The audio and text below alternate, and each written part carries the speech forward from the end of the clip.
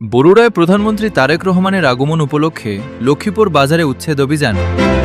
গণপ্রজাতন্ত্রী বাংলাদেশ সরকারের প্রধানমন্ত্রী তারেক রহমানের আগমনকে কেন্দ্র করে কুমিল্লার বরুড়া উপজেলার লক্ষ্মীপুর ইউনিয়নে বিশেষ উচ্ছেদ অভিযান পরিচালনা করেছে স্থানীয় প্রশাসন। ইউনিয়নের লক্ষ্মীপুর বাজারের প্রধান সড়কের ওপর অবৈধভাবে গড়ে ওঠা স্থাপনা দখলমুক্ত করতে এই পদক্ষেপ নেওয়া হয়। অভিযানে নেতৃত্ব দেন সহকারী কমিশনার ভূমি আহসান হাফিজ। বাজারের রাস্তার ওপর যত্রতত্র গড়ে ওঠা অস্থায়ী দোকান, শেড এবং অবৈধ স্থাপনা বুলডোজার ও শ্রমিকদের সহায়তায় সরিয়ে দেওয়া হয়। প্রধানমন্ত্রীর সফরকে সামনে রেখে ভিভিআইপি মুভমেন্ট নিরাপদ করতে এবং বাজারের যানজট নিরসনে এই উদ্যোগ নেওয়া হয়েছে।